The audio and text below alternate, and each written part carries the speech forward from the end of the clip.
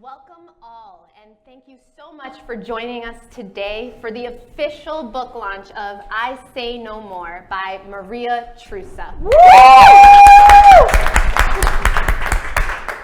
I Say No More has been a project amongst a group of professionals led by this amazing woman. Maria Trusa has dedicated her life into impacting her Latin community right here in New York. And today, her mission is to help those that have been victims of sexual abuse break the silence and begin their journey of healing and forgiveness. We are currently living in extremely difficult times. We're in the middle of a world pandemic where many of us have lost friends, family, neighbors. And to make matters worse, most victims are stuck at home with their abusers at this moment. So right now I want to share with you guys some really important numbers. Let's look at these unspeakable facts. 70% of women have experienced physical violence or sexual abuse by their intimate partner in their lifetime. 70%. 70. Of the 87,000 women murdered in 2017, more than half of those were murdered by their own family member or their spouse.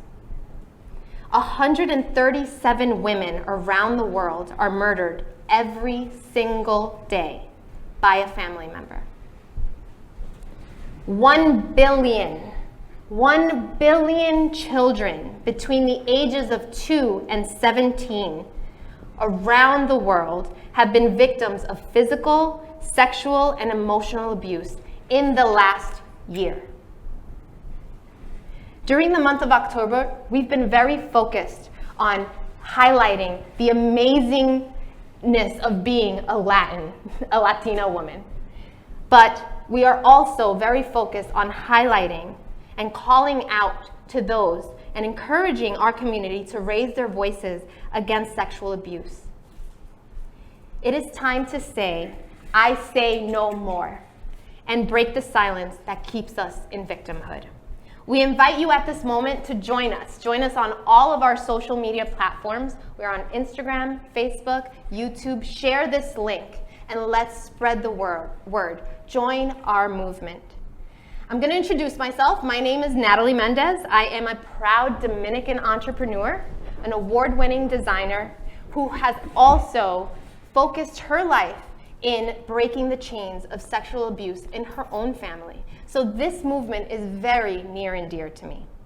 I have experienced personally the emotional toll and the physical toll that this takes on us trying to prosper or succeeding in our lives.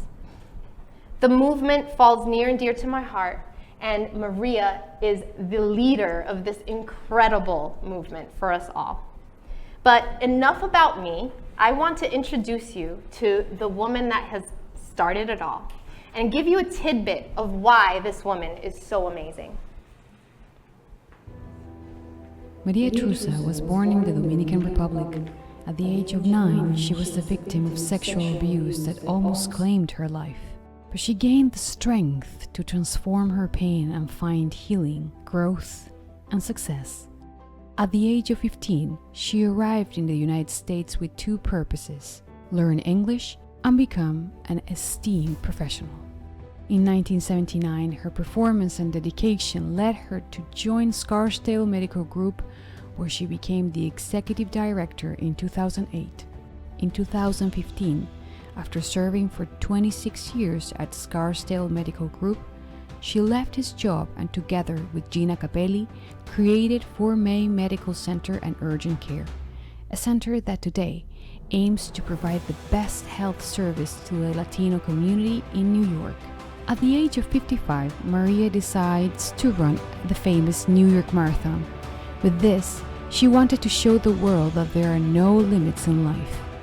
She participated in the documentary Triumph of the Entrepreneurial Spirit, which will premiere in 2020.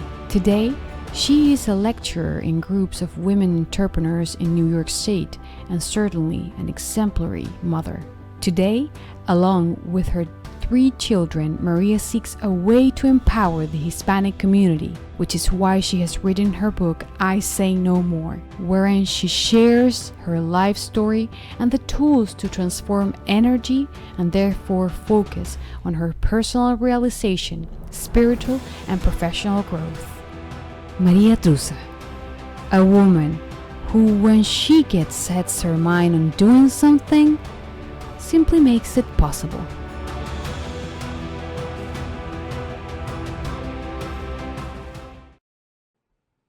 Wow, tell me that isn't amazing. But there's no better way to describe someone than to hear it from the voices of the people who really know her. So I want to invite up to the stage someone really near and dear to Maria, an amazing woman that has not just had an impact on Maria's life, but on mine as well. This woman is the true definition of a ride to die. She is Maria's confidant, her business partner, her friend, and she will go to all lengths to make sure that not only Maria succeeds, but that her community benefits from it as well. I welcome to the stage Gina Capelli.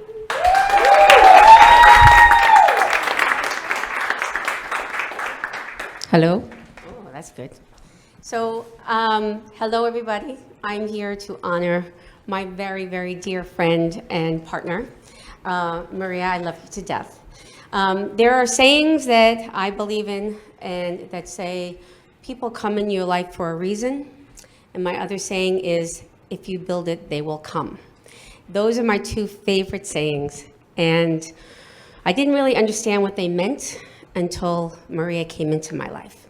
And before I get into that story, I need to tell you, instead of where I'm going, where I've been. I started Form A in 1998 as a one-on-one personal training gym. I know a lot of you will probably say, Gina in a personal training center who hates to work out, but believe it or not, that's how Form A became. In 2000, we went for a license, and I got a Article 28 license to be able to be a medical center. We focused strictly on physical therapy and occupational therapy, which was pretty easy to master with only 5 codes to bill, and it became a very successful business, being actually one of the best training centers for young student athletes. It wasn't until 2010 that the government decided to say, you know what, docs, you guys can self-refer. So my business went down the tubes when they opened their own physical therapy centers. What am I going to do now? Do I fight to keep my business open? Do I close my business? Or, I know, I'll build a medical center. I have no idea how to do medical. I have no idea what an E&M code is. And I jump into something because if I build it, they will come. So I built a beautiful medical center that is, they call it the hotel. And it is really, it started out to be something for the affluent community. When I opened the medical center, I had this amazing young man who helped me build an ad campaign for the company. Now, his name was Franco Cabral. I had no idea that he had any relation to Maria Trusa. How would I? Cabral, Trusa. There was no connection for me. But as Franco and I became closer and he was helping me with the branding, I realized who Franco was and who he was to Maria. Maria would have been, I used to say to him, if only she would come work with me, if only she would come work with me. It was a pipe dream, right? So I thought. Until one day, Franco says, something's coming down the pike. And I said, your mother's leaving Scarsdale. And he said, nope, I can't say anything. But I knew we were on the same lines of communication, and I was the first one to reach out to Maria to see if she would help me. Now, I want to first tell you a little bit more about me. I was living in a toxic environment. I had people who were out to hurt me only for their own self-worth. And I allowed it.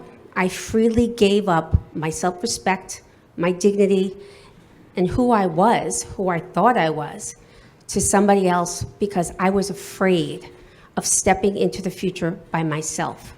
I figured anybody by my side would be better than nobody by my side. And that was a true testament of who I became and who I didn't like anymore. When Maria joined me, when I approached Maria to come see me and to have lunch with me, she agreed to maybe think about it. She fell in love with me the moment we met. So I knew that she was going to be part of my life. So about a couple months later, she actually called me and asked me how I was doing, and I knew I had her. I knew I had her. And she said, you know what, I'm going to come, I'm going to revisit this, I'm going to look at the business, and let me see if this is something that I want. Because she had a mission to help the underserved community. My mission was to help the affluent. Everybody helps the affluent. When she told me about her mission, I agreed. I said, if you want to come on board with me, I'm behind you 100%. So with that, she's thinking about it. She comes in for 2 weeks. She looks at the business as a whole, which was in really bad shape. I had no idea how to negotiate with doctors. I had no idea how to do this. But I jumped into something because if I build it, they will come. I wasn't looking for they. I was looking for her. If I build it, she will come. And that's where divine intervention comes in. Because I had lost my father and I lost my mother. And I still fought to be something that they would be proud of. But I needed her. I needed her in my life, not just for the business. She saved me. She saved me because I was in a place where I was going in the wrong direction.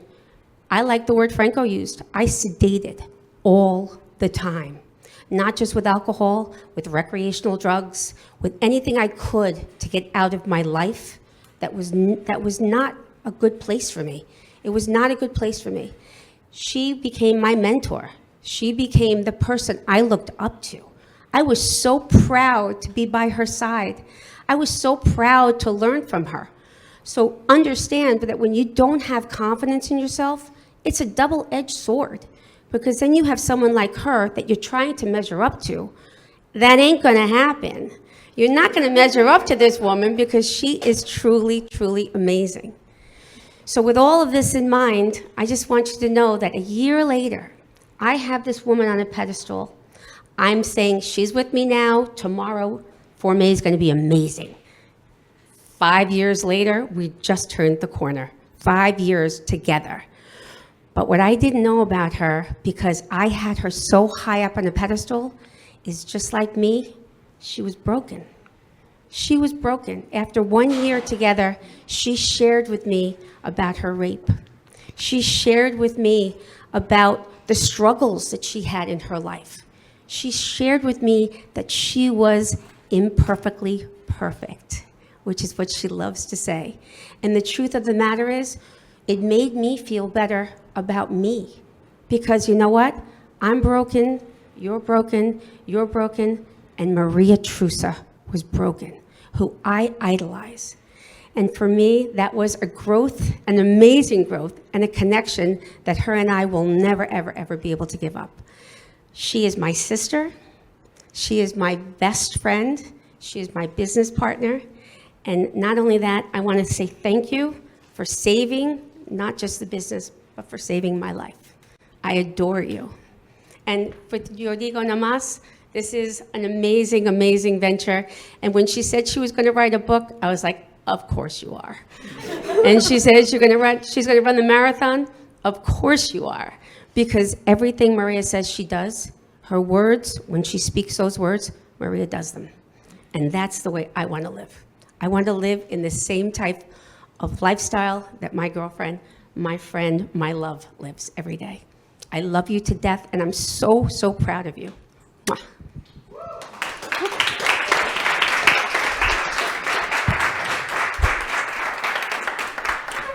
Wow, amazing words. Do we have tissues around here? All right, we're just getting started, guys. I am super excited to introduce the next guest, who I personally admire. He is an amazing business partner to Maria Trusa.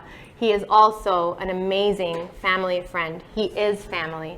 And I'm gonna let him speak a little bit about the impact that Maria has had in his life. I'm gonna welcome to the stage Marco Vitolo.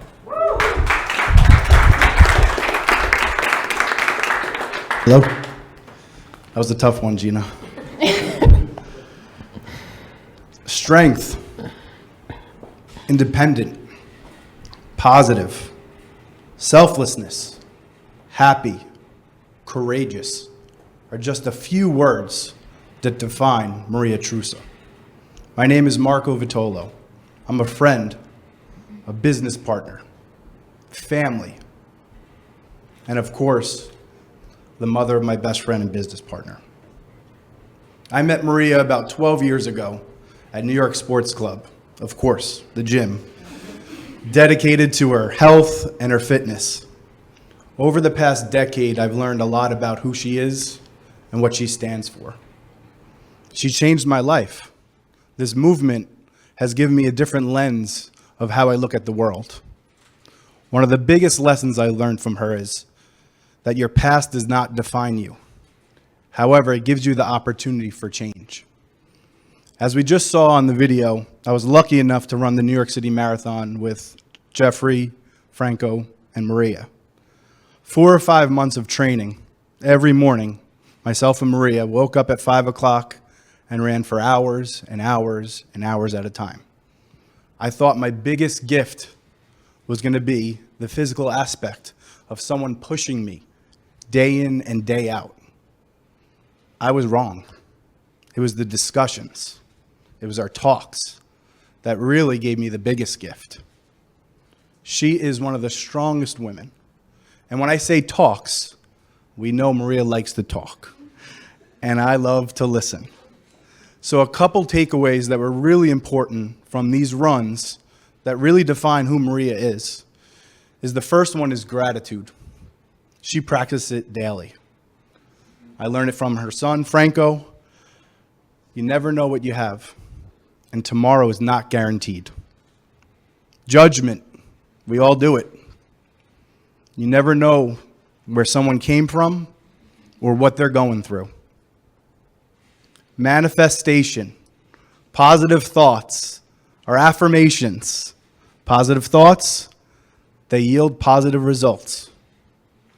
It's important to understand that these are key elements that Maria is all about. So, on that note, Maria is living proof that if you believe in a cause and your heart is behind it, you can change the world. And in the words of what Maria would say, it's time to raise your voice and rewrite your story. Thank you, and I love you.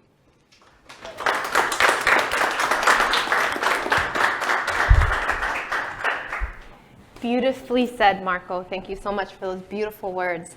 And they are so unbelievably true. Now, I'm going to show you a video of those hours of work that Marco, Jeffrey, Franco, and Maria put in for this marathon. We all have a reason to run. Some do it for fun, others for health. Maria ran for one reason only: to leave a legacy for her family. Like Forrest Gump, she went from running 3 miles a week to running 40. Before the marathon, his legs already had 300 miles of training. Everything was ready for the big day. Her diet and routine changed. But she ran so hard and overexerted herself that her body became weak. Doctors informed her that her muscles were shattered and deformed. She would have to stop. She went without running for a month. Another analysis informed her that the pain was only mental. She rose stronger and continued to train day and night, attended physical therapy, managing time between work, his family, training, and therapies. She would lay down and rise with the stars and the moon until the big day came. On the day of the marathon, next to her, 52,000 athletes set the same goal, each running for different reasons, keeping up, feeling their footsteps, hearing voices from strangers and friends who motivated them and encouraged them to continue and not faint. Because finally, what runs is not your body, but your mind and spirit. Maria managed to finish the marathon in 5 hours. Her legs raised more than $20,000 for the Leukemia and Lymphoma Foundation. She ran 26.2 miles with all her heart, and when she crossed the finish line, she did so in the company of her 2 sons. For Maria, life is like a marathon. It must be clear that you can only advance with discipline, and that in this way, goals can be achieved.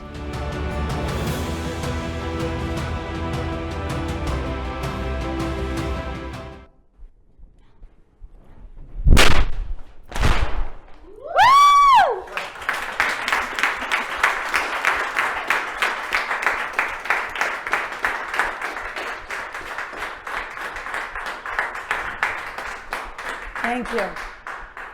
Today, I break the silence. 47 years, and I am breaking the silence in front of my children, my legacy, my joy, my pride, my everything. Everything I do for you. You fuel me. I am doing this today. I've decided to tell my story and give it all to everyone, give myself to everyone, because the legacy has to change. I am breaking the silence.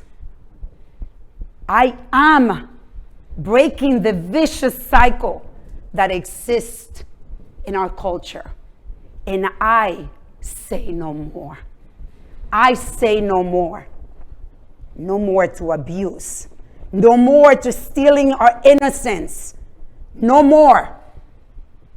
We say no more. I can say no more, but I cannot do it alone. And I am proud to stand here today with the people that I love, I adore, the people that have supported me throughout this amazing journey. I haven't done this alone. I don't exist alone. No one does. We don't come into this world alone.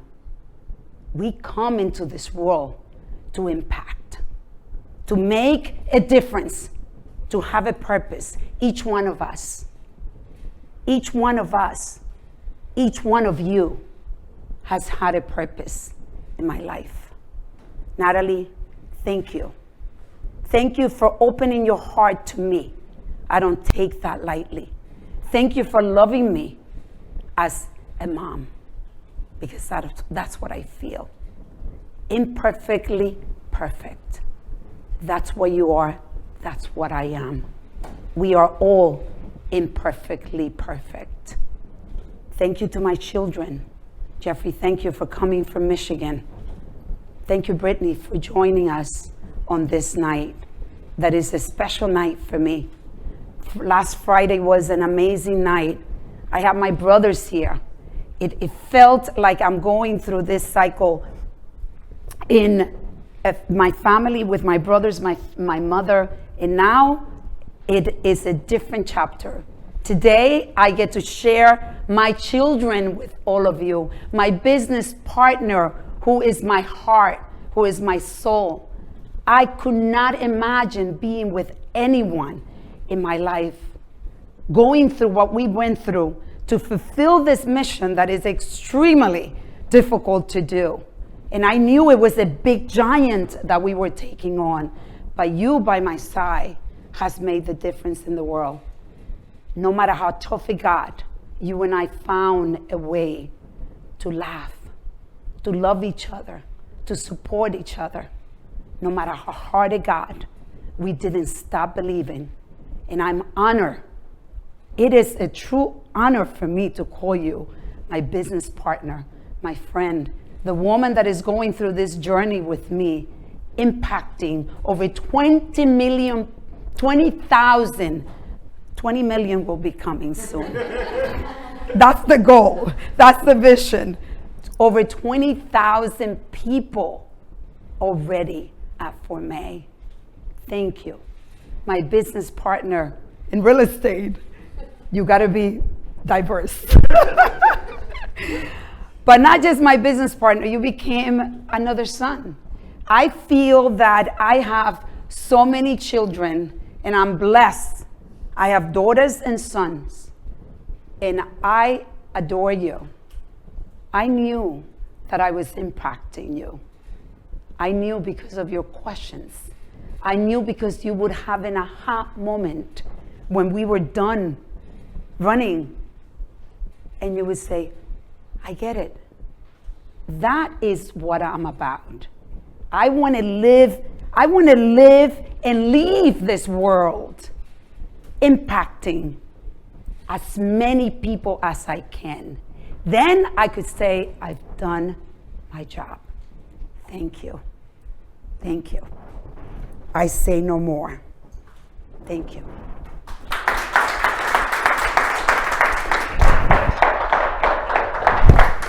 All right, I'm going to try to follow that up without tears, but let's have a chat, Maria. Okay. Okay, so I have personally read your book twice, once in English and once in Spanish, and every time I read it, it's super impactful. But I know for a lot of us out there that are watching right now, they don't know your story. And if you don't know the story, you need to pick up the book. But tell us, what happened to you at the age of 9 years old? So at the age of 9 years old, and this is actually, I have my children in front of me, and I think my children have read the story. They haven't heard me tell the story the way that I'm telling you today. I know that the details are difficult, but the details are extremely important because they will stop the pain that I went through.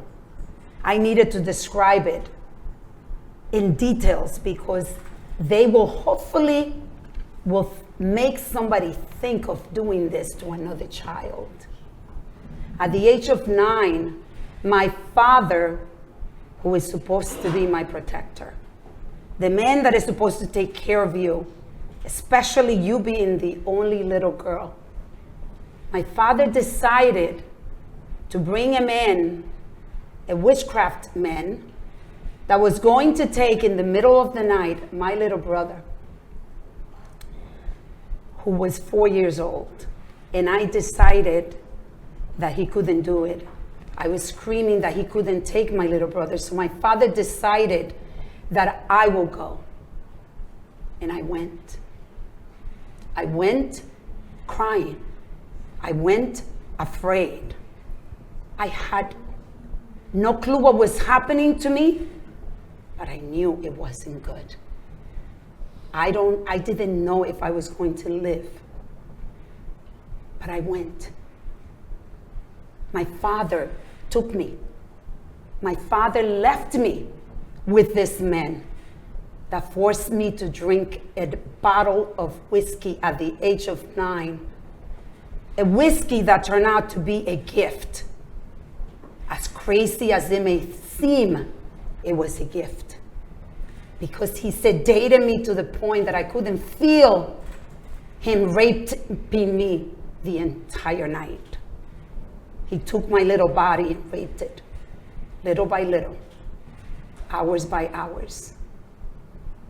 He destroyed me, not just my body.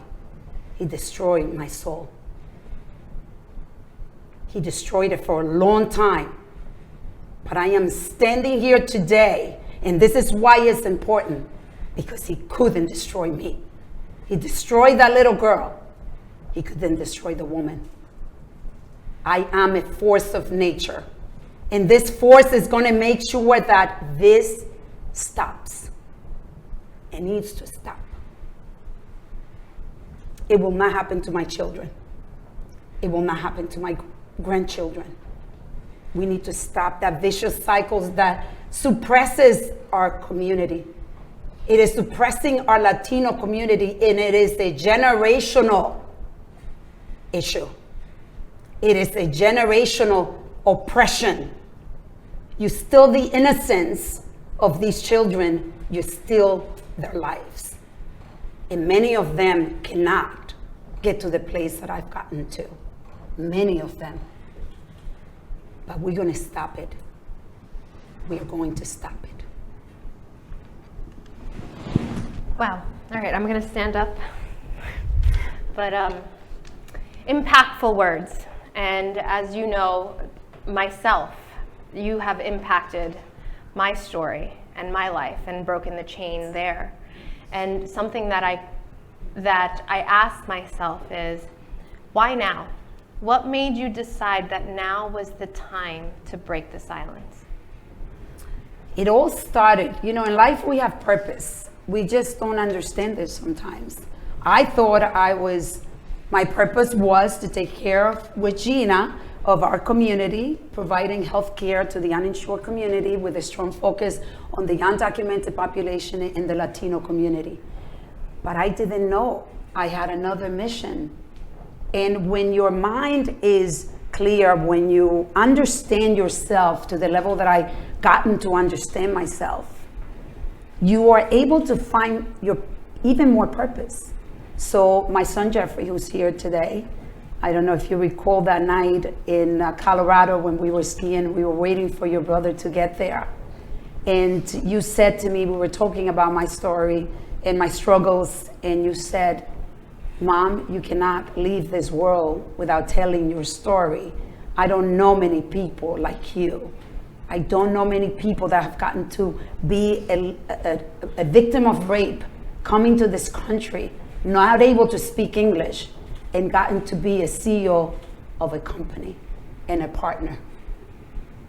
So Jeffrey put the first C. And then a week later, I get a request for a documentary. And then I decided, you know what? I am present to the fact that I am no longer, because I was struggling with the documentary because of my daughter, Natasha.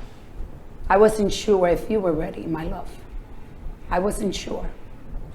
And it was my son, Franco, that said to me, if you're going to tell the story, you have to tell the entire story. You are a woman of authenticity and radical honesty. So how could you tell your story and keep that part of your story? So thank you, Franco. Thank you, Jeffrey. And thank you, Natasha, for allowing me to tell the story and supporting me and coming out with something that there's a lot of shame. And this is why people don't speak up, because there is shame. Jeffrey was my catalyst, my accelerator, acelerador, as I said in Spanish. And here we are. Is it a year later? Almost, or a little more. It's been a year. It's almost, been a year. yeah, almost 2 years, almost 2 years later with I Say No More. Wow. And you're an impactful and successful woman. I mean, you walk into a room and you know who Maria is the minute she walks into a room. You just attract everyone. And it's really difficult to imagine this horrific story, and that such an amazing woman came out of this. How long did it take you to speak about this? It was a long time. It was 47 years, but I have to say that the journey of healing started with Franco. And I had a story that was a story that I kept to myself for many years. It only came out as I wrote the book. Because one thing that I knew, that if I was going to write this book, I was going to give it all to you. All.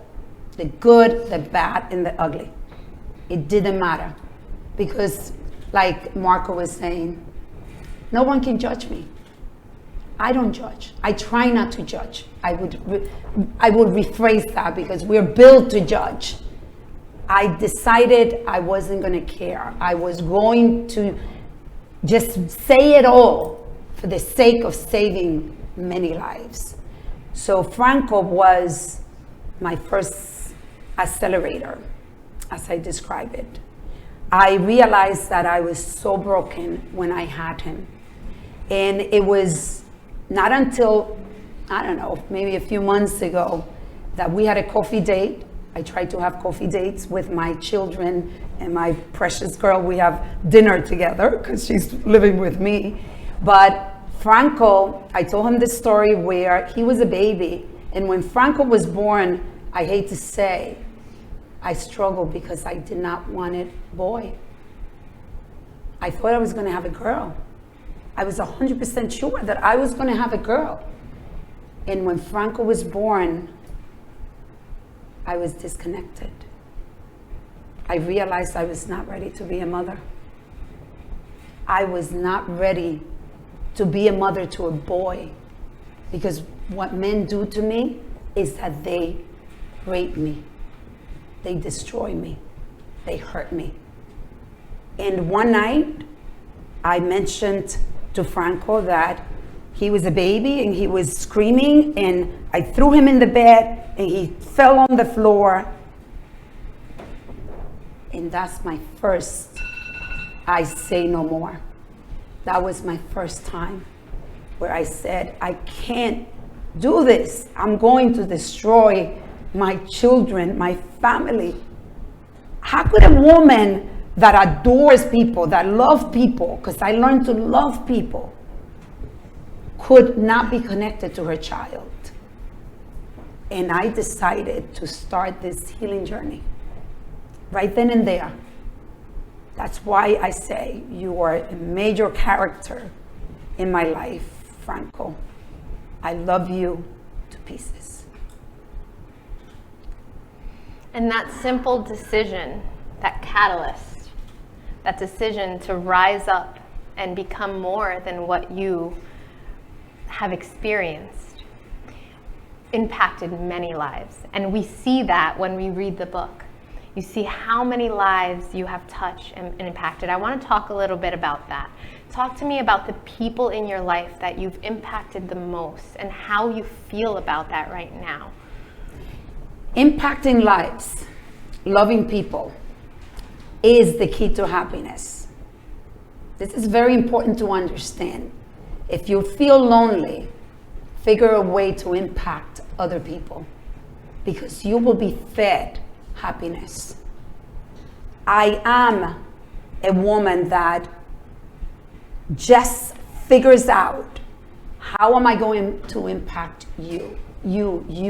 Anyone that comes to my world. It doesn't matter who you are. I want to impact you. And I listen to and get so many messages now. This is the power of social media, which I never used before I started with this mission of helping the underserved community. I realized the power of social media, that you have the ability of touching people you don't even know. And when I get these messages from these women, I spoke at a conference in Mexico virtually where there were 4,000 women. I could not keep up with the messages. Thank you for raising the voice. Thank you for breaking the silence. Thank you for telling your story, because you're giving me the opportunity for the first time to tell you my story. People crying, men and women impacted. That's why every message I get, every call that I get, every person that I impact fuels me to continue on this journey and sleep a little less. It doesn't matter. I have energy that is divine energy. People ask me, how do you do it? He's with me. God is with me. I am his instrument. I'll let him lead me. That is who I am. He wants me to impact. I'm here, making it happen. And you are an amazing leader who leads with love. And that's what I adore about you. Amongst the people that have been impacted the most in your life are your amazing children. I have had the privilege of really getting to know your children, and you truly have broken the abuse cycle in your family. and have raised some amazing, admirable people, human beings. So I want to invite your children up on stage and ask them a few questions and join you in this journey. Awesome. Let's grab you a chair.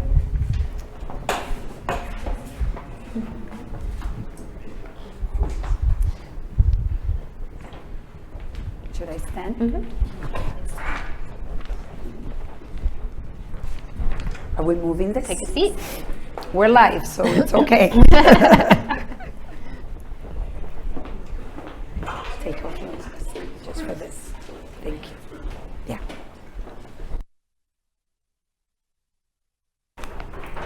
So, Franco, I'm going to give you some brief introductions. We have Franco, 35 years old, entrepreneur, businessman, successful, a dedicated family man with 2 beautiful children, and an amazing wife, Ileana, who's sitting out here. Thank you for supporting Ili.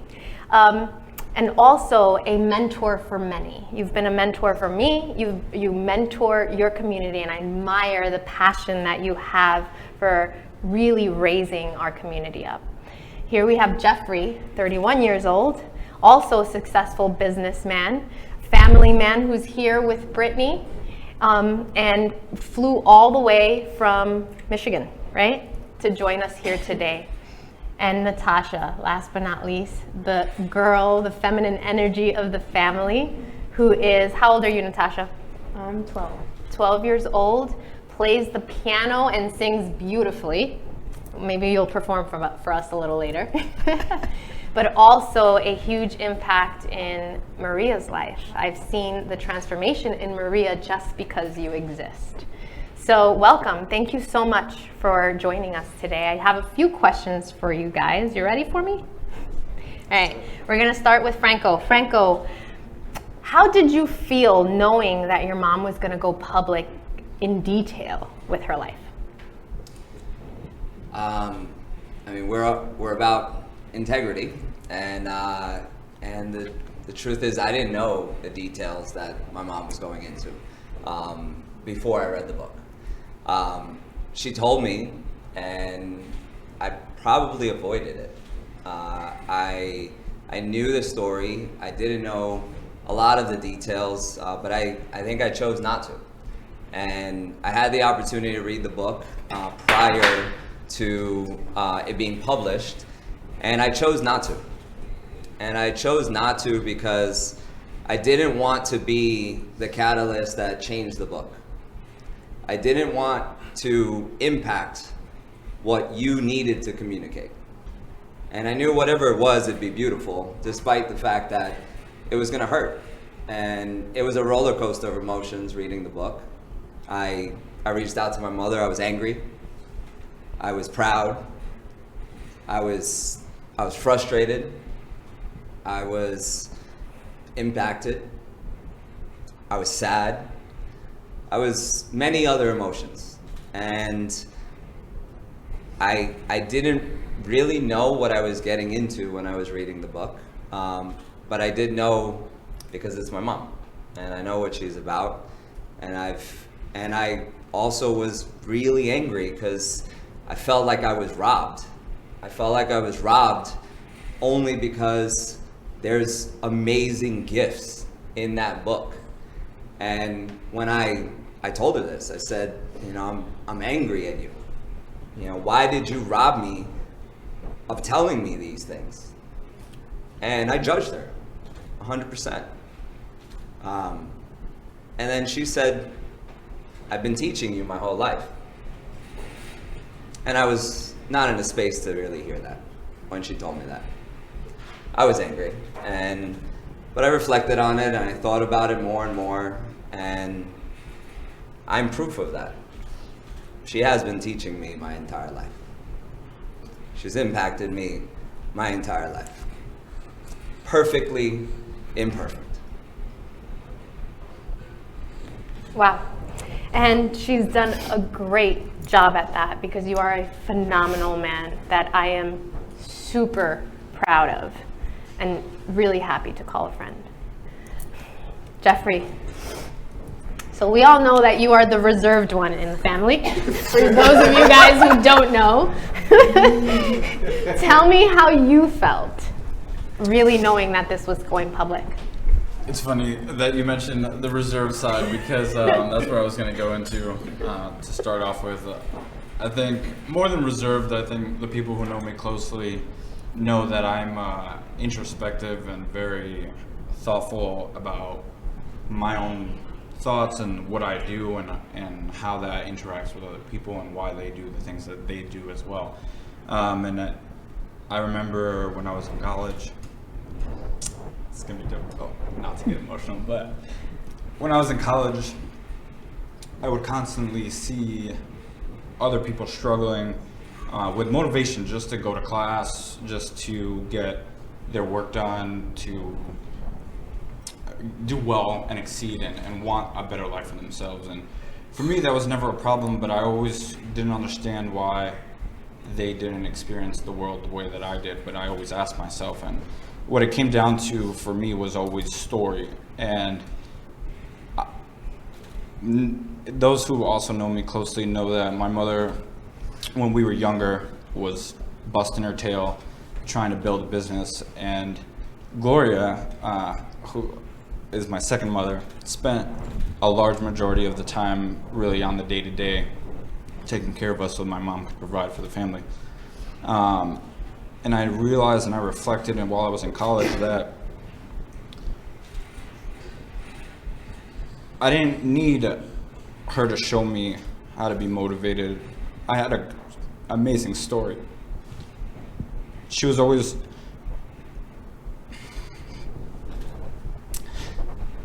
a superwoman to me.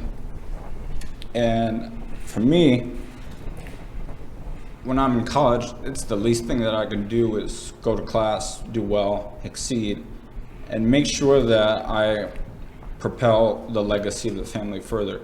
Because the amount of work my mother did to get to where we are now as an entire family is enough of a story to propel me for my lifetime.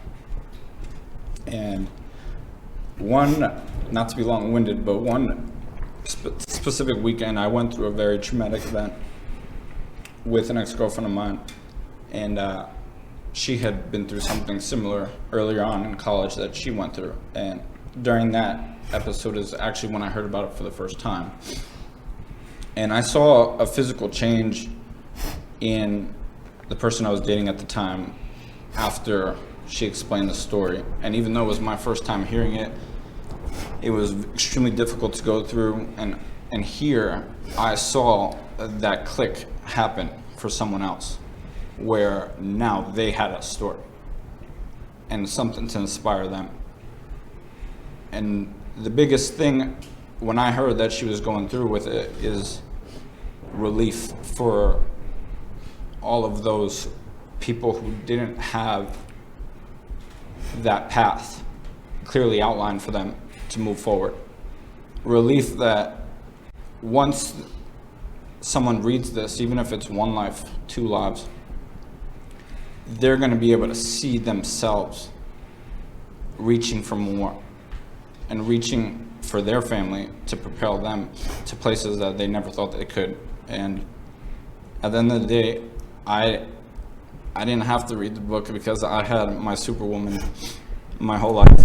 And when I found that out, I mean, she ascended to a level that is more than superwoman. It's something that I think all of us in our family know, that she is special, and I was lucky to live my life with her, and I'm happy to share her. Beautifully said.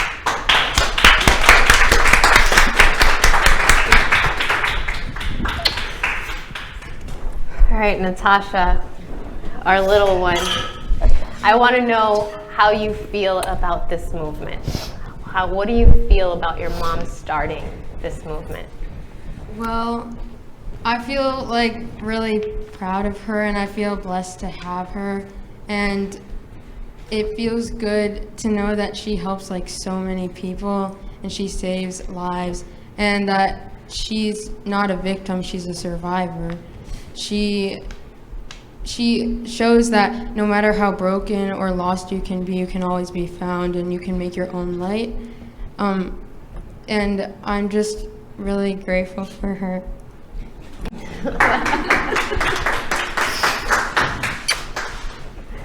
We're impacting lives in all ages here. All right, back to you, Franco.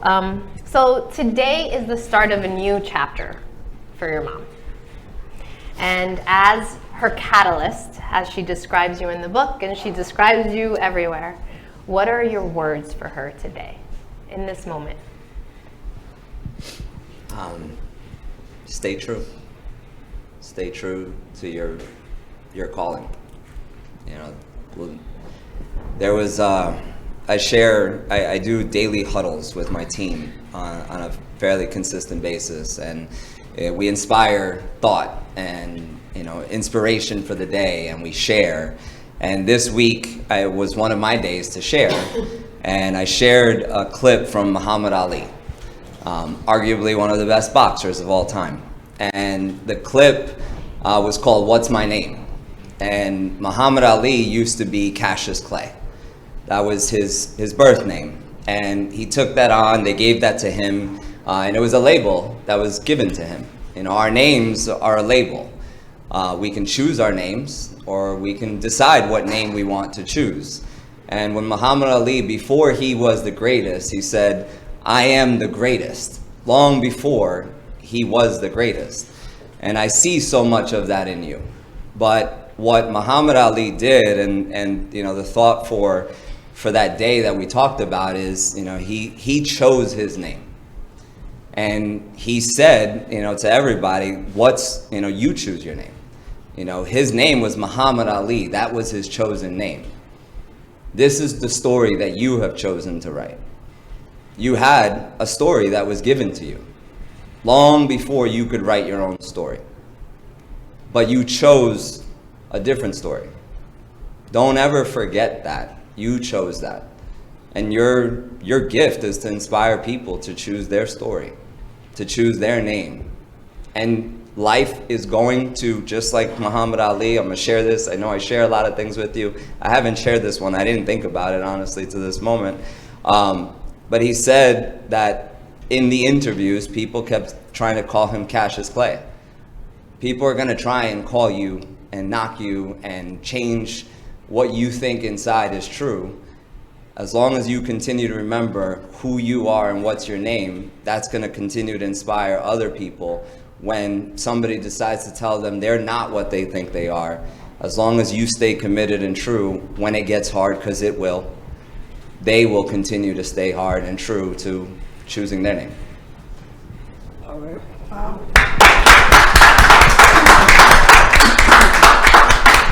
Beautifully said. I watched that video, and the most impactful part of that video is watching the fight at the end where he says, "What's my name?" over and over again. Unbelievable. Jeffrey, I want to hear about that night in Colorado where you encourage her to write her story.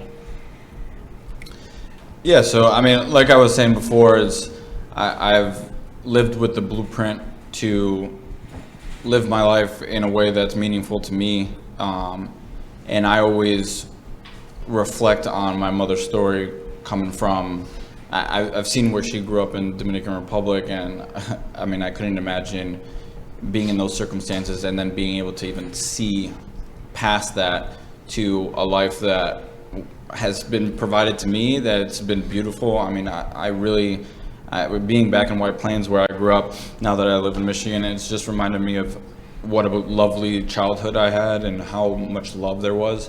And I just wanted her to be able to express to the world that blueprint of how to get there, and show other people that you can not only come from humble beginnings, which I think that story has been said a few times, but you can come back from trauma that's unimaginable. And you don't, like it's been said today, you don't have to let that be your legacy. You can rewrite it and you can do great things. And she has represented our family in such a lovely way that I think just the story alone is worth shouting from the rooftops. And I'm very proud of English being the second language. She's written a book now in English and in Spanish, and it's an awesome thing that I'm always going to have and be able to read and be inspired by when I get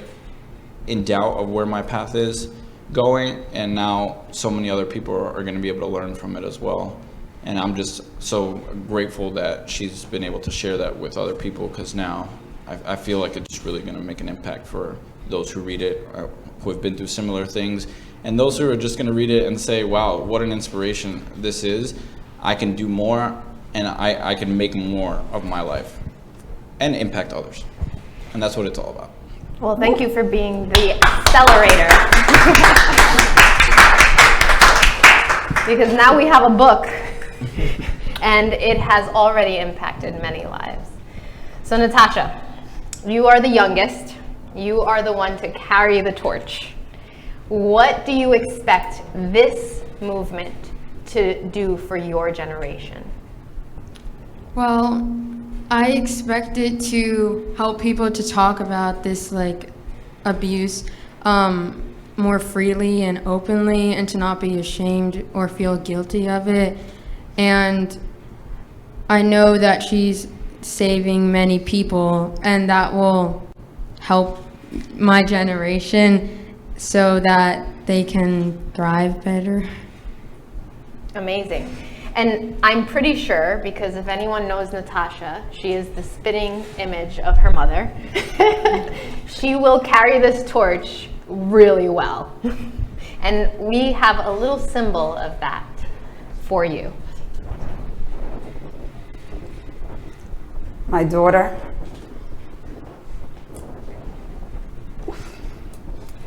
I am handing the torch to you.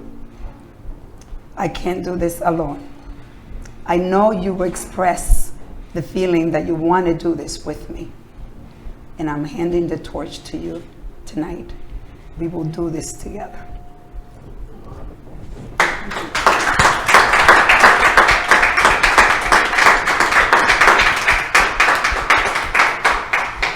What an unbelievably beautiful moment. I don't think there's a dry eye in this room. And I want to thank you guys. Thank you so much for having the courage to be here today and join your mother in this journey. It takes courage to do this, and it's going to be impacting. It's already impacting many lives, and you guys are part of that legacy. Thank you. It doesn't just go to Natasha. Because guess what? This doesn't just happen to women. So the torch has to be carried, not just by my princess, my precious girl, but also my children. We all say no more. All right, thank you, gentlemen. We're gonna move on. We have a couple of special guests we want to introduce you today. They're also a very big part of this movement. All right, so yeah, take a seat, love. What a beautiful moment to have your children here. How are you feeling? Oh, trying to compose myself. Obviously, I don't want to cry. I am truly proud. I'm sitting here in it's a fountain of pride. Proud that I can come from such a broken place, and I can build this amazing relationship with my children. We've broken the cycle.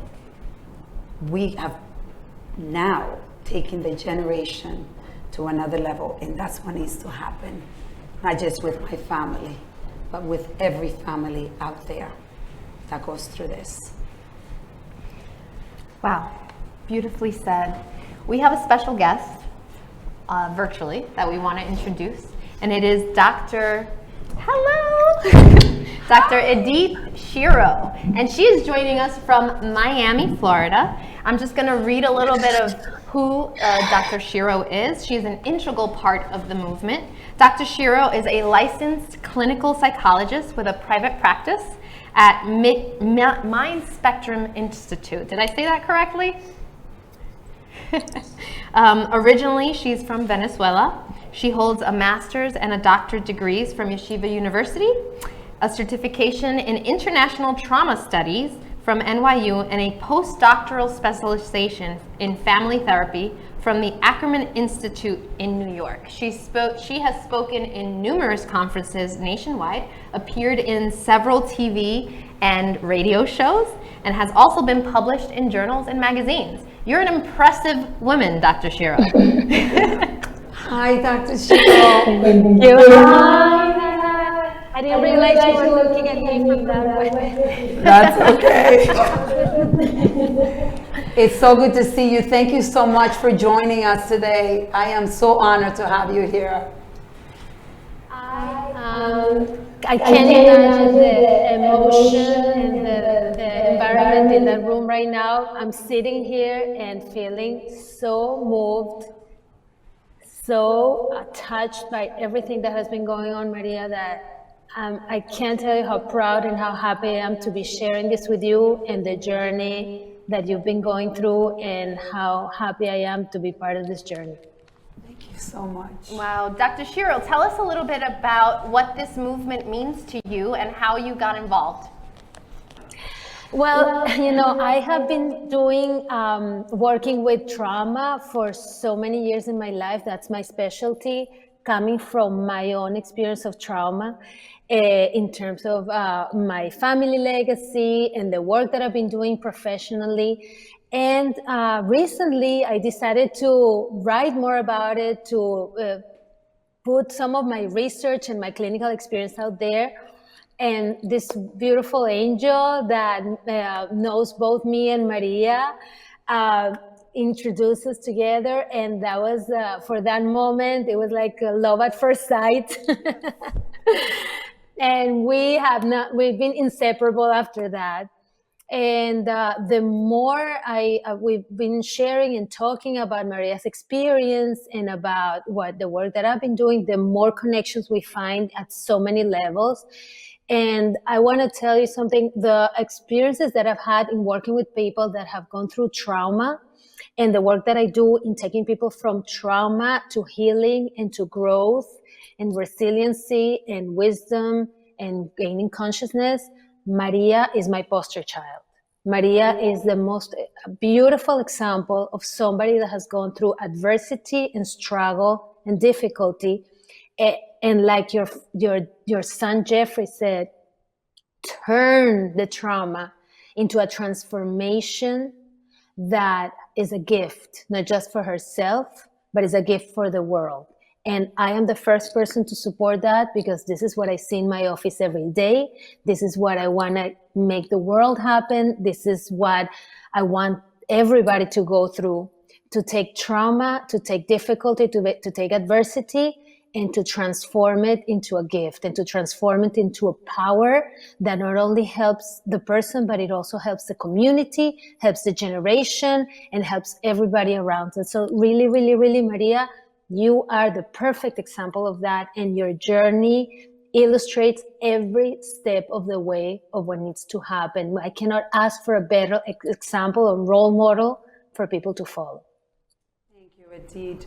Edith, I have Edith on my show.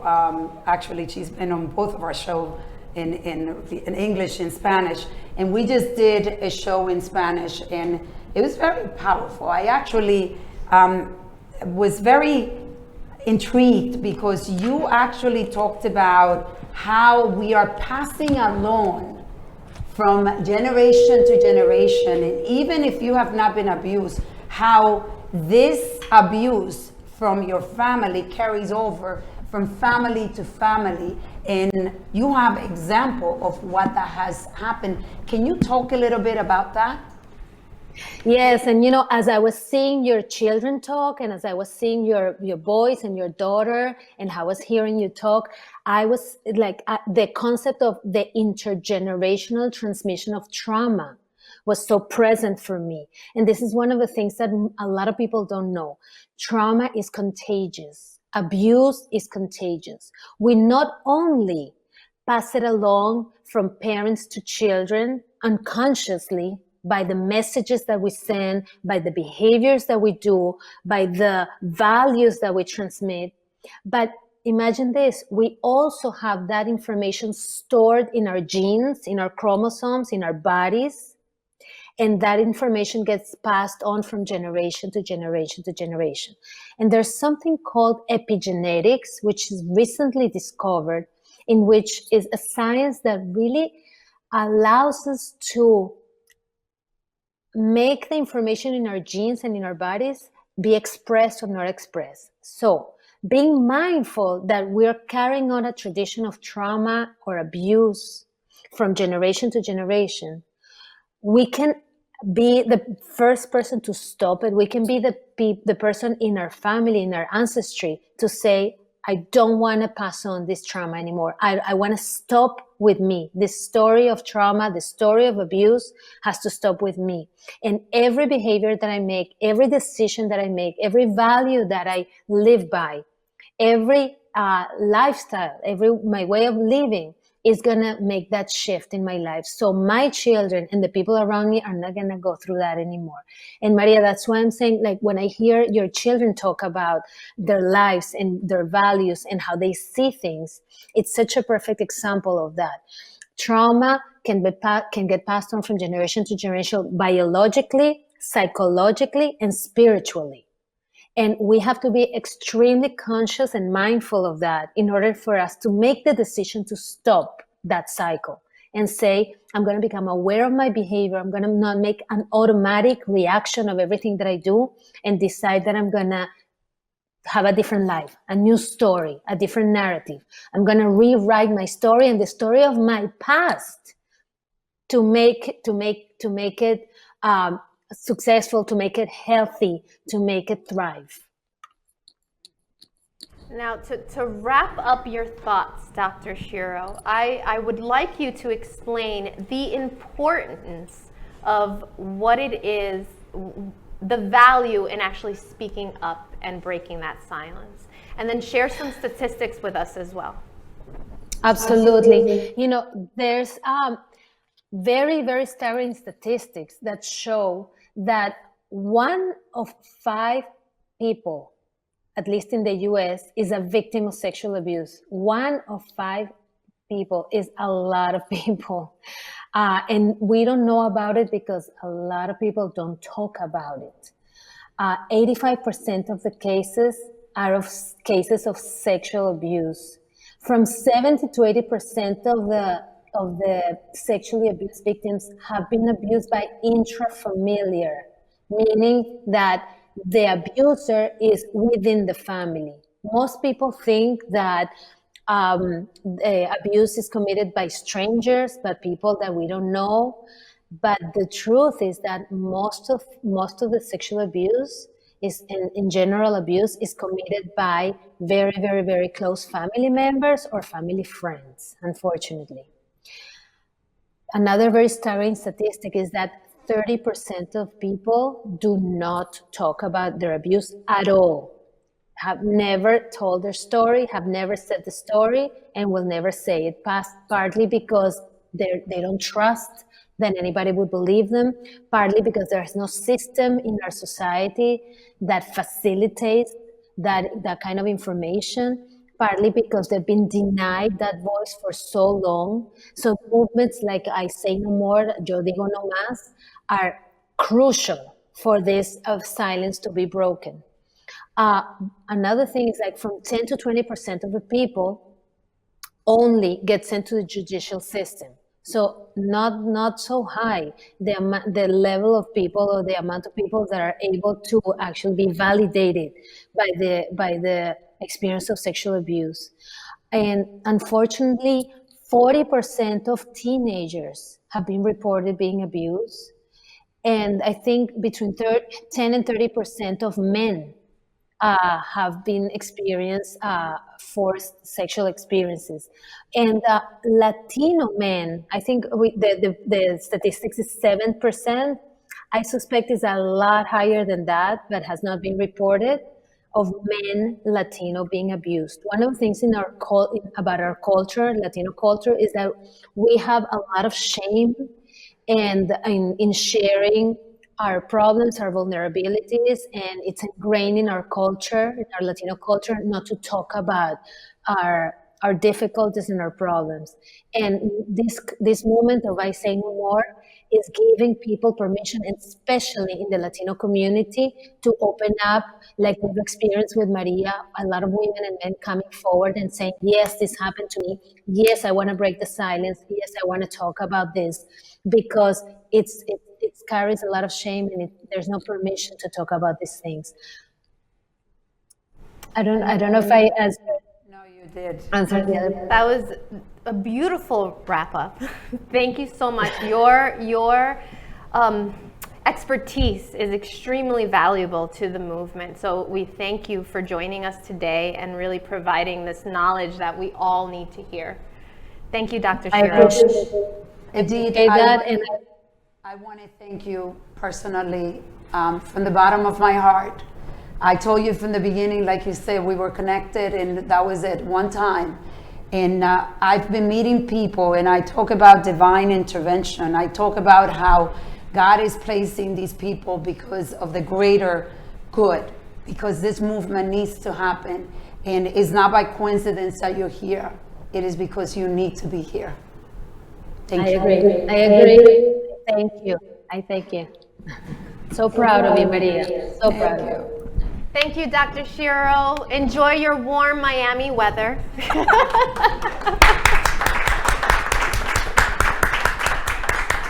All right, so we have another virtual guest.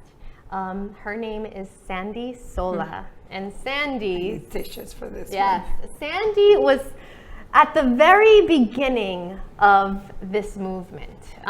When you read the book, you realize that there was an integral part of the movement in our jacuzzi therapy, and Sandy was one of the women that night in the jacuzzi.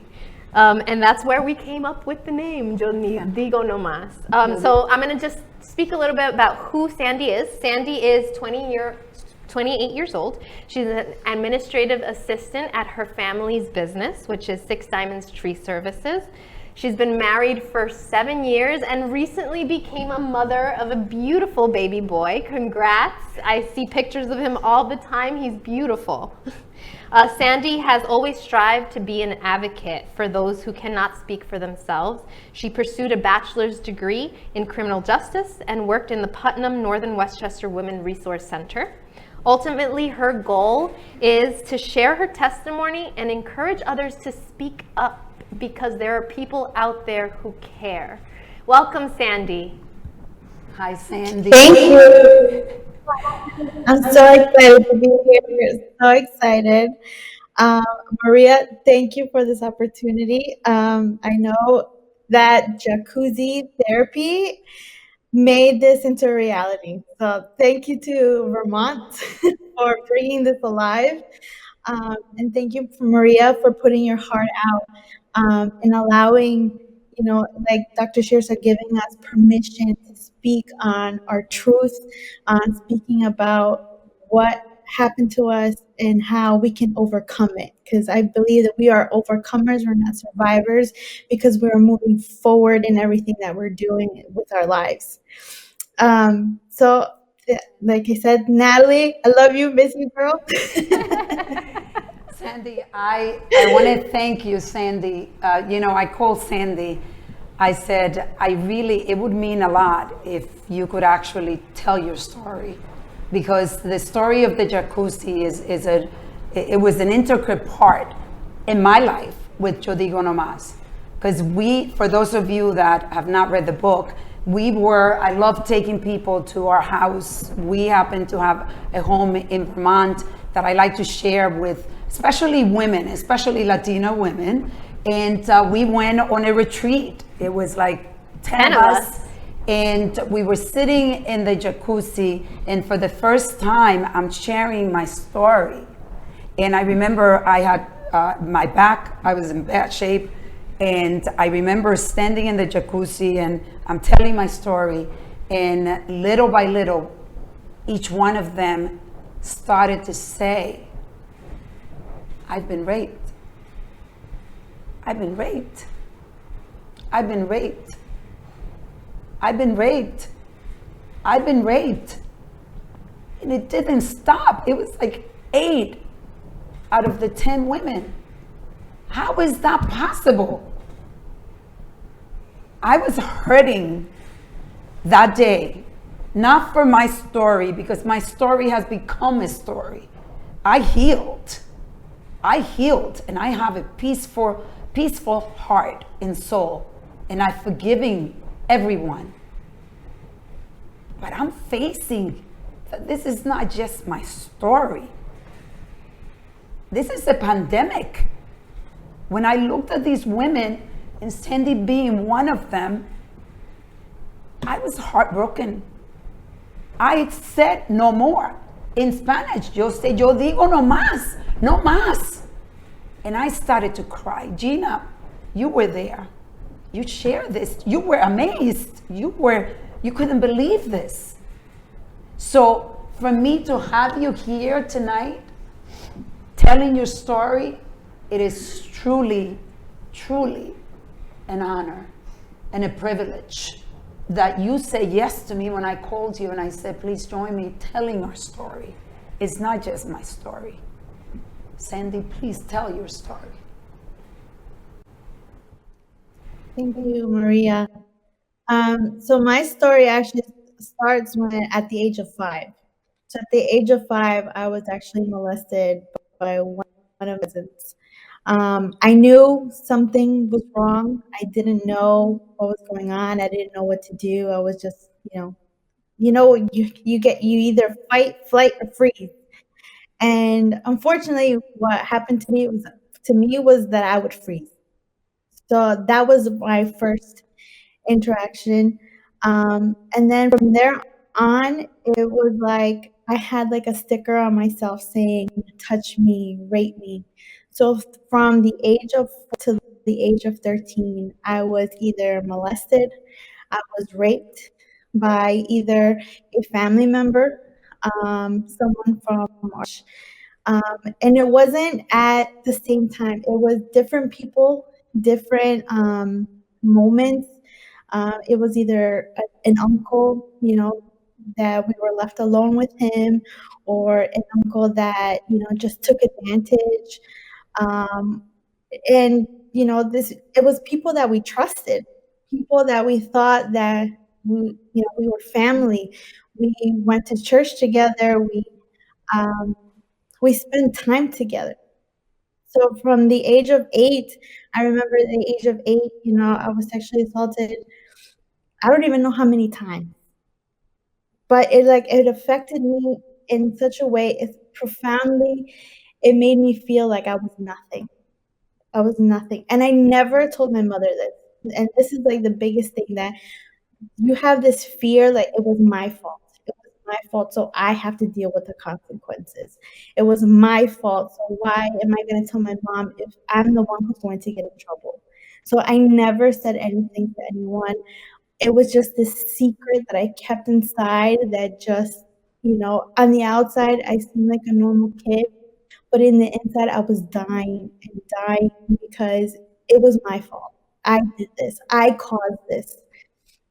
And then with my story, what I feel that not a lot of people are lucky enough to have a parent who believes them. And I feel that that is the difference with my story, is because once everything came out, when everything came out to my mom,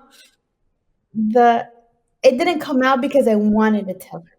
We were in a heated argument, and I just remember just blurting it out to her because I was like a kettle boiling.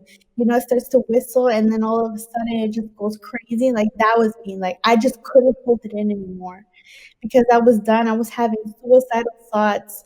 In school, I was suffering. I would write all over my journal that I wanted to die. I wanted to kill myself. I was worthless. I was having thoughts that I was dirty. I was having thoughts that, my life is worthless. Worthless. I was worse than dirt. And that's until that point when I got into that heated argument with my mom. I told her everything and everything. I just realized, I just thought, oh my God, I'm going to get in trouble. I'm going to get in trouble because I caused this. But my mom, I don't know where she got the strength, but my mom did everything in her power to protect me. And I thank my mom till this day. I thank my mom because if it wasn't for her protecting me, I don't know where I would be right now. And I thank my mom. I thank God for giving me a mom who fought no matter who it was. It was one of my rapists was her brother, her own brother.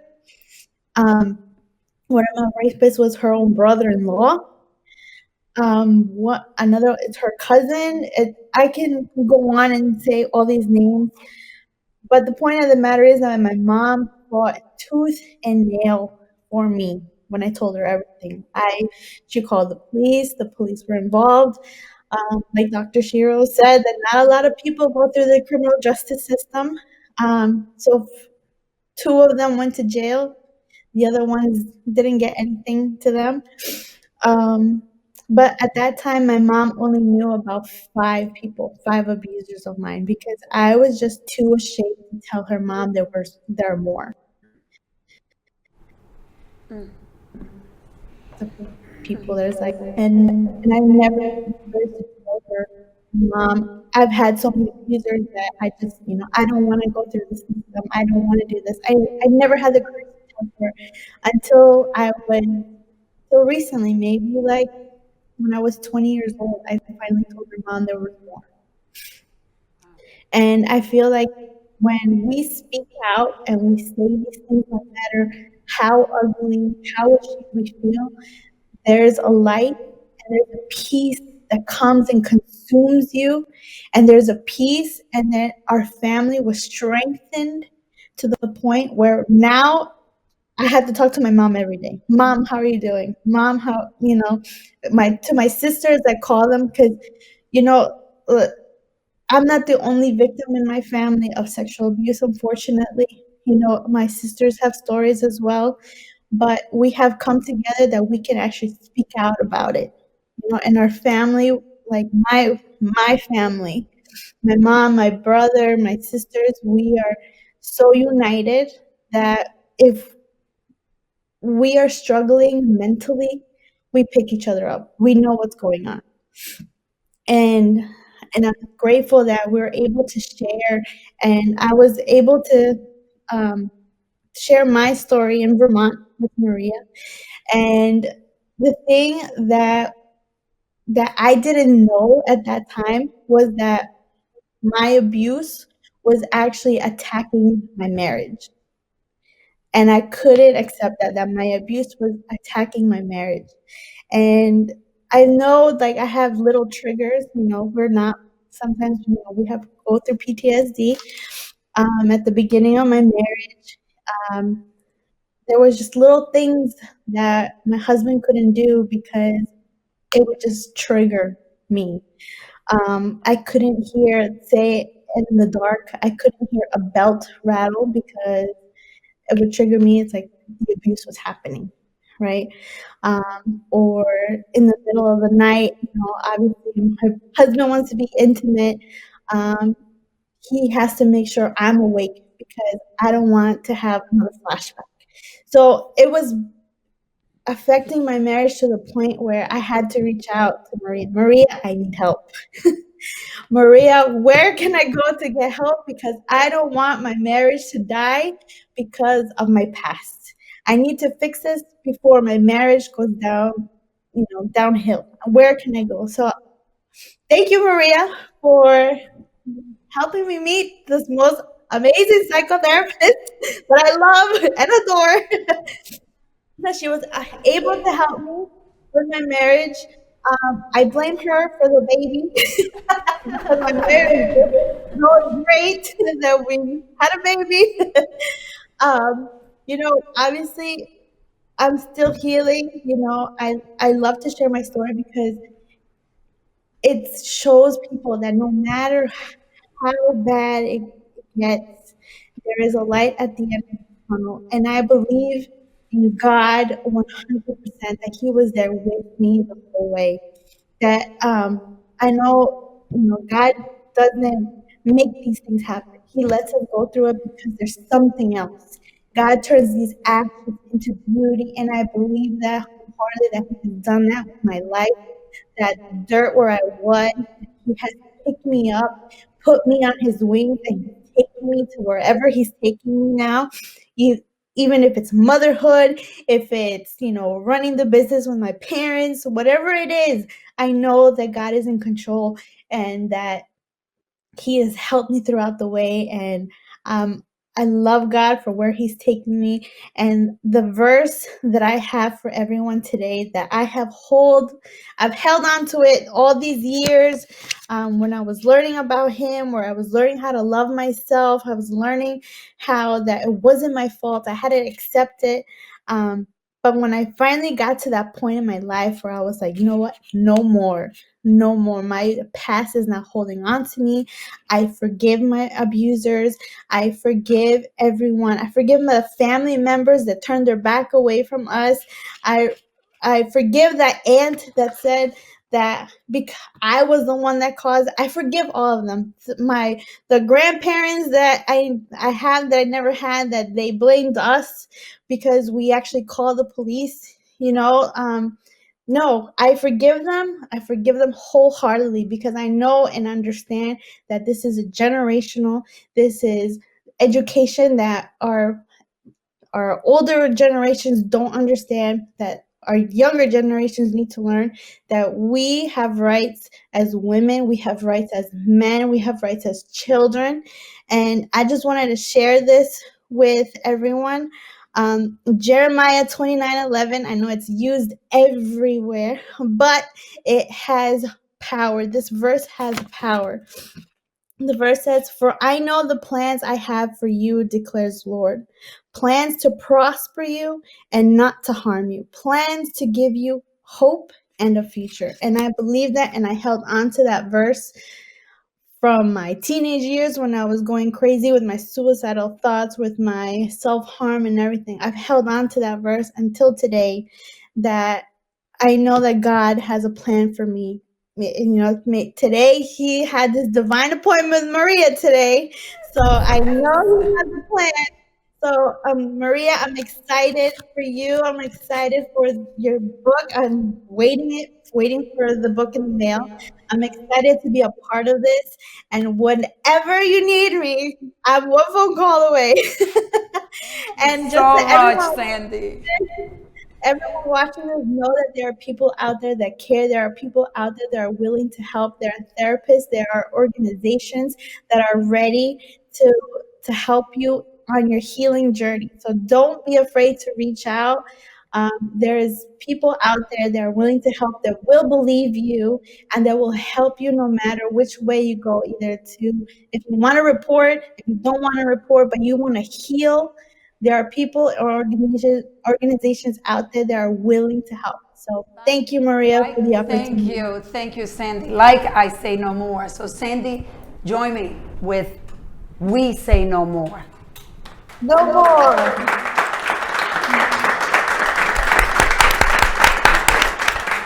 Thank you so much for sharing, Sandy. I am so touched. Thank you. You're welcome. Wow. To think that a year ago, or a little over a year ago, we were sitting in that jacuzzi and afraid to speak the story. She has a child now.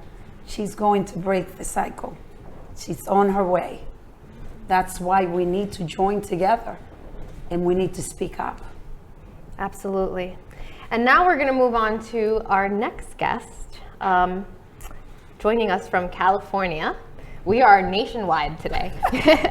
Her name is Rita Gardner. She is an author of the book Coconut Latitudes, which I will let her speak about shortly.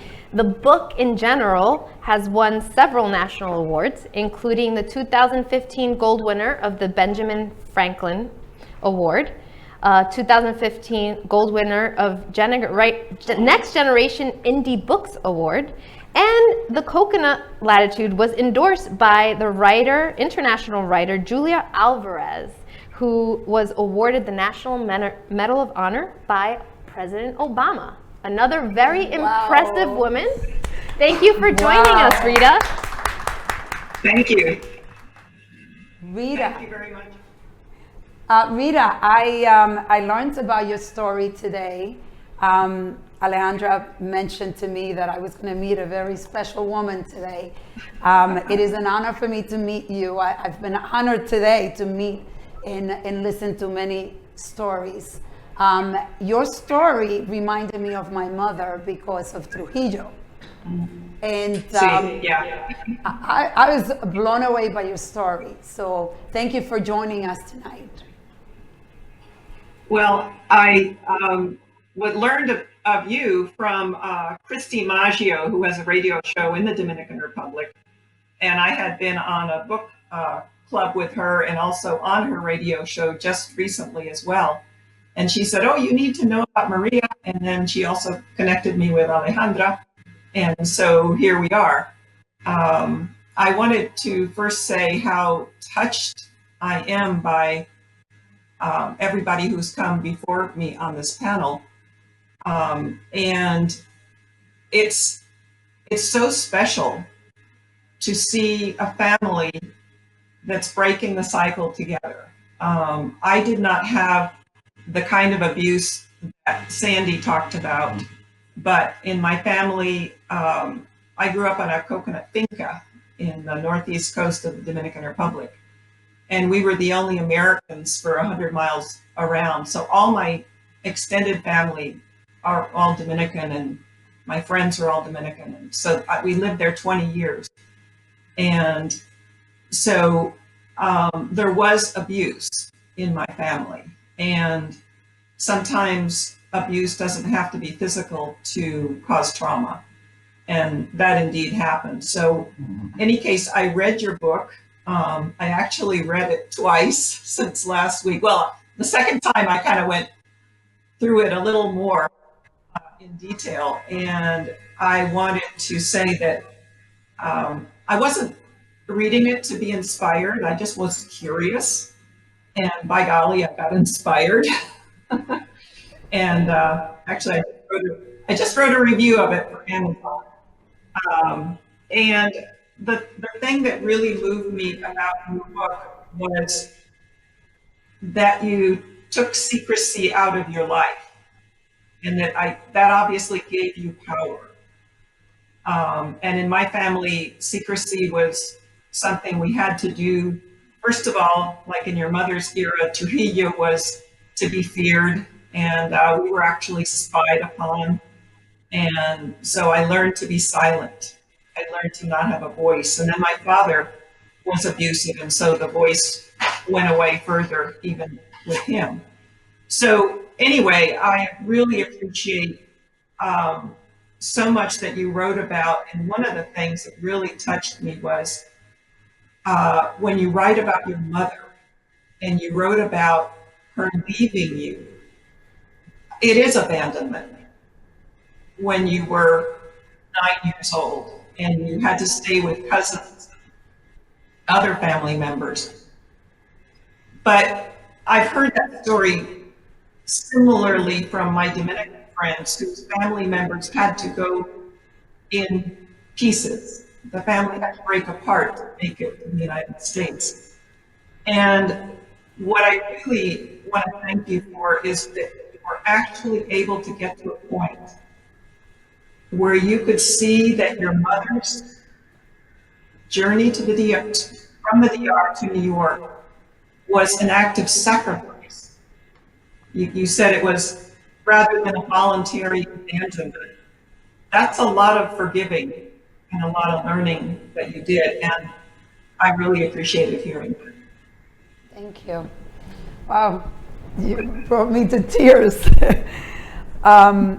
Thinking of that, because I was so resentful of my mom. I at one point I thought I hated my mom because she left me at the age of 8, and I suffered.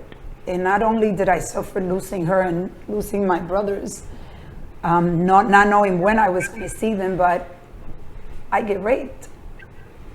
I get destroyed to the point where I didn't know if I was going to have kids. As I talk in the book, I had to have surgery because this man raped me so brutally that my ovaries, my right ovary, I almost lost it. It twisted in my fallopian tubes. And that created this major resentment for my mom. I hated my mom. I could never be connected to my mom. But I knew that wasn't right. I knew that I didn't want to feel that. I want to see my mom at a different light.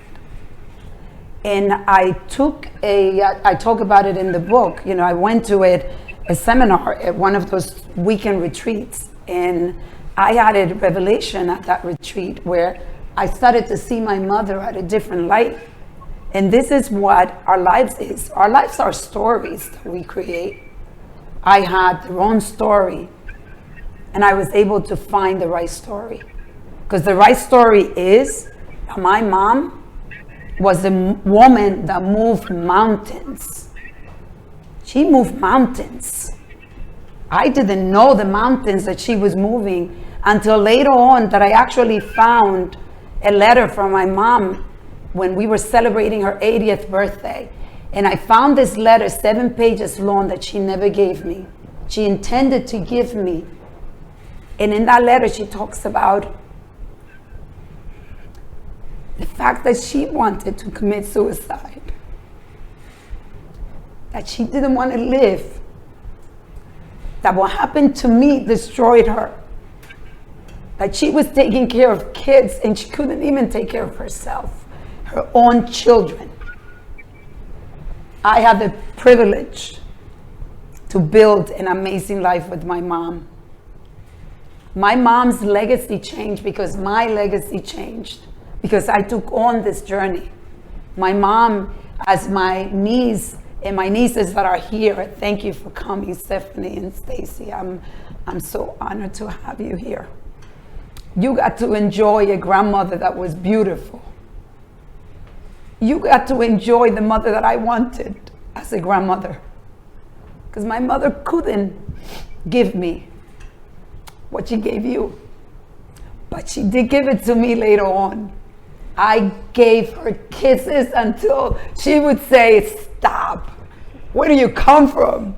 Stop giving me so many kisses. I was able to build an amazing relationship with her. And when she died, I was at peace. I was a beautiful daughter, and she was a beautiful mother. Stories. Be careful with the stories. Realize that they can change. Wow. So it is a pleasure to meet you, Rita, and we are so grateful that you were able to join us today. Thank you for reading the book, not once, but twice. Yes. And thank you for the Amazon review. I appreciate it. Let's bring them on. That's right. Thank you. Thank you, Rita. So now we are going to move on to some social media comments. I know you guys are watching out there, so we're going to take some of your comments. Your story of courage and renewal is important for everyone to hear. Thank you, Michael. Thank you, Michael. Thank you. This one's from Audrey. It is so exciting for me to hear the stories of the book brought to life and feel the tremendous love and energy that has gathered around. Girl, you don't even know the energy in this room right now.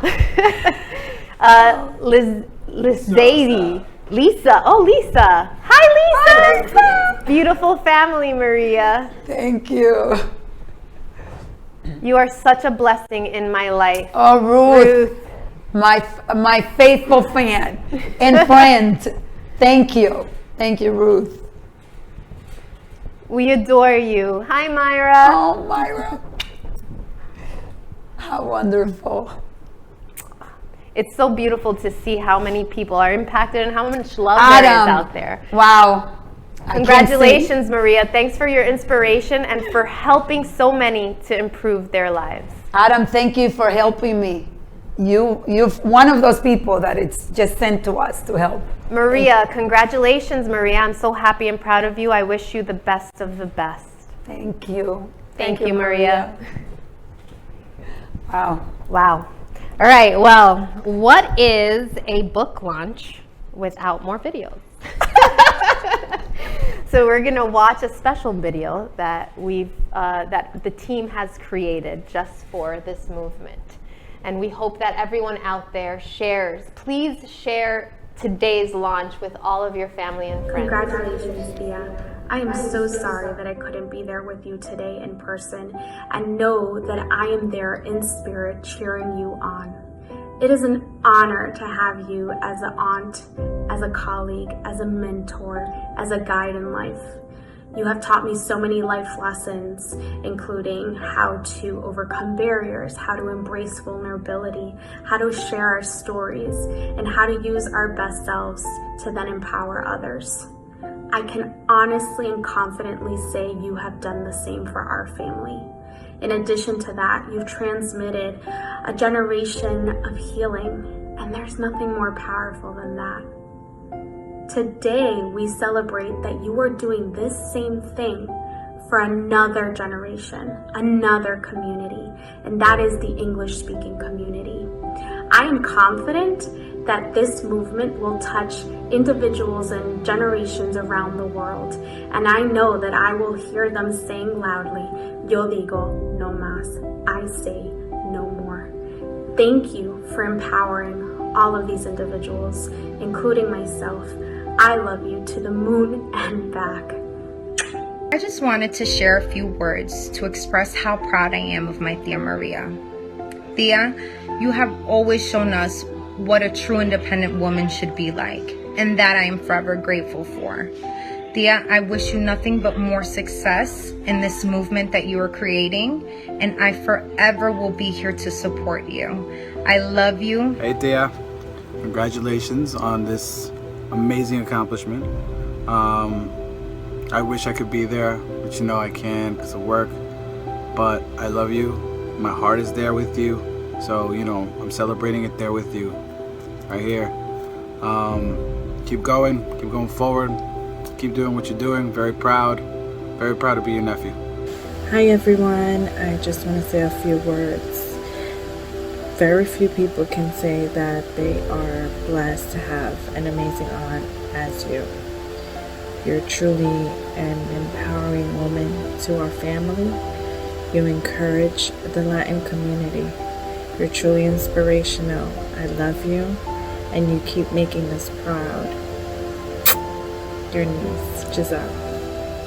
Thea, wow. I can't even begin to imagine what you're feeling as you're sitting in this room looking at all these people here for you, supporting you. I just wanted to share how incredibly proud I am of you. It takes so much courage and vulnerability to be able to share a story like yours. You are an inspiration. We love you, and we will always be here to support you.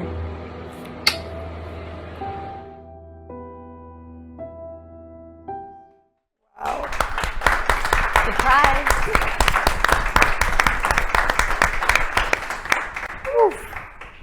What an emotional night. What are you feeling right now? I'm in heaven. This is what heaven is, you know. Loving, supporting, impacting. I am on cloud nine, like they say. I'm just present to this moment, because in life what we have is this moment. What are we doing with this moment? How are we going to impact at this moment. And I want to love and impact the world. I am blessed with an amazing heart. I remember Natasha used to be jealous that everywhere I go, somebody knew me and we would go eat, and she's like, I can never eat with you. It's like, somebody has to come. This is when she was in that stage where it was mommy. Mommy was a possession. But I think you realize now that mommy has this big heart that she can love you, love your brothers, and love the world. All right, so a big part of what we're doing, I mean, we came out in Times Square, guys. Times Square, baby! Yes! All right, and the hashtag I Say No More is the movement. In Spanish, hashtag Yo Digo No Más, and the team has created a video to share with that. We're gonna watch that now. 1928, a group of brave women legally achieved the right to female voting. 1930, a group of mavericks embarked on the well-known Salt March and achieved the Indian independence. 1963, a man led a civil rights and equality movement for African American citizens. 1970, a brave woman organized the first gay pride parade. Every time voices come together for the same purpose, they accomplish amazing things. And today, a brave woman that was sexually abused when she was only 9 years old and kept the secret for 47 years writes the book I Say No More, which today becomes a movement that aims to help millions of people around the world. Each movement has a symbol. Ours is to cross our arms to express the absolute rejection of abuse in all of its manifestations. Follow us, join our movement, and break the silence.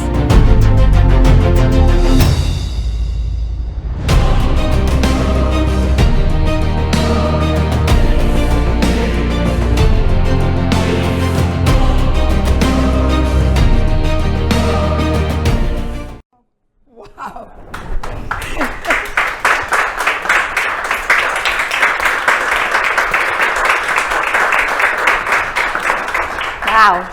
When I am gone, they will say Maria Trusa was the creator and the leader of a movement that is changing our Latino community forever. We say no more. All right, so what is a book launch without surprises? More surprises? We have a very special surprise right now that I'm going to invite Franco, the Catalyst, to present to you, and it is our first Yo Digo No Más donation.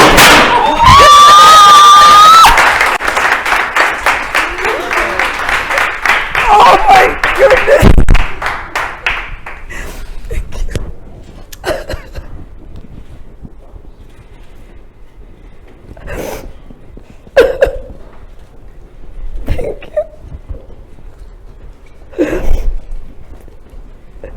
Oh my goodness. $20,000. Oh my God.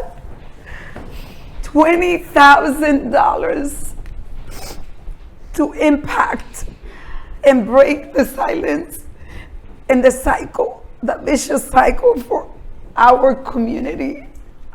Wow. I'm speechless.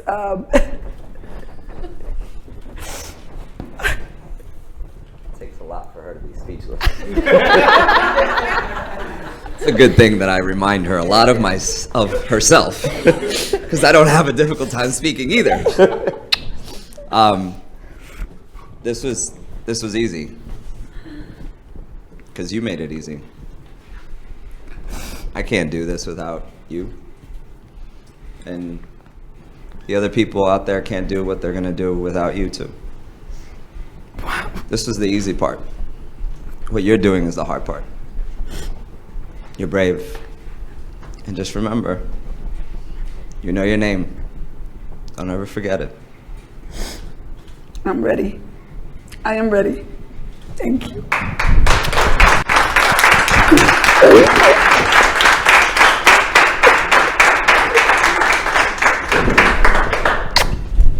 Wow. Whoa. It doesn't get better than this. We'll put that right here. All right, Maria, so what are your final words here? Let's rewrite our stories. Look at me. I remember when I went to do the documentary, and I will never forget being in that room where I was raped. And I looked at that little girl, and I told that little girl, look at me now. He couldn't destroy us. We are unstoppable, and so can you. Don't become a victim of your trauma. Don't give it more years to that trauma. Today, you can begin to rewrite your story. Don't give yourself to your past. Live this moment. You can do it as well. Thank you. Amazing. Thank you. Did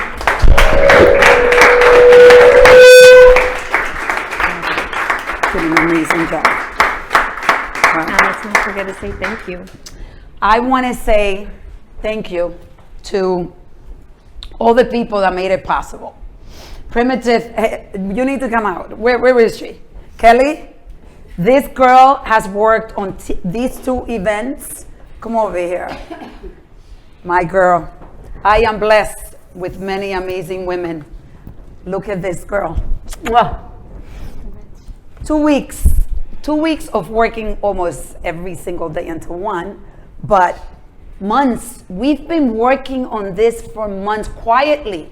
The pandemic was happening, they were working. We have an incredible team in Colombia.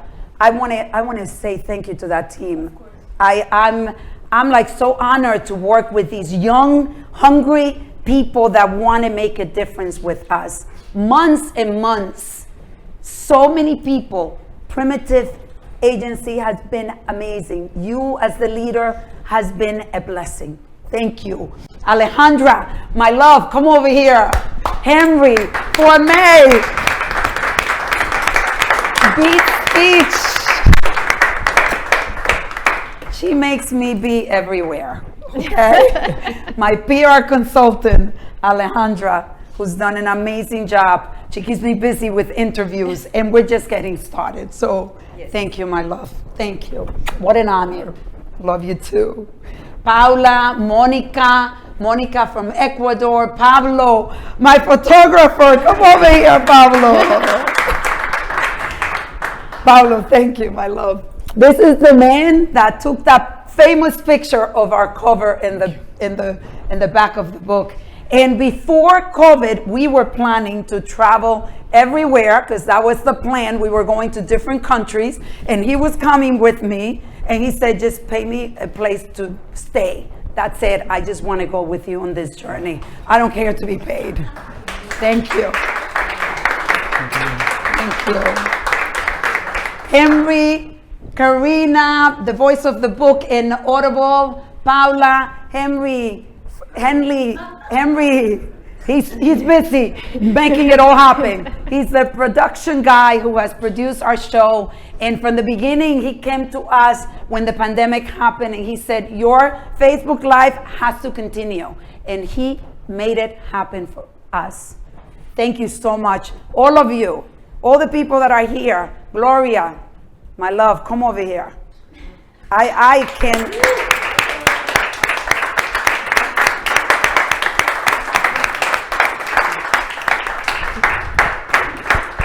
I will forever in my life be grateful for you helping me raise my children.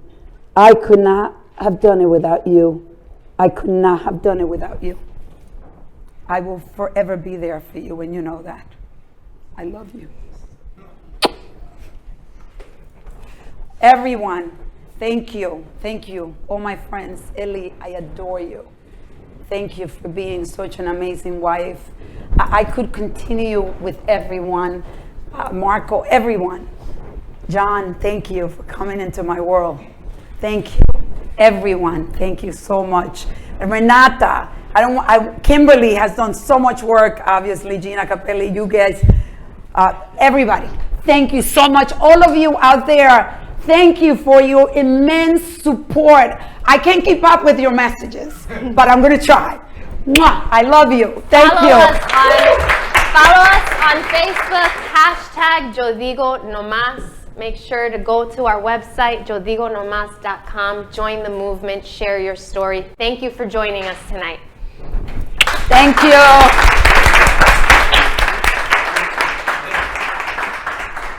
Awesome.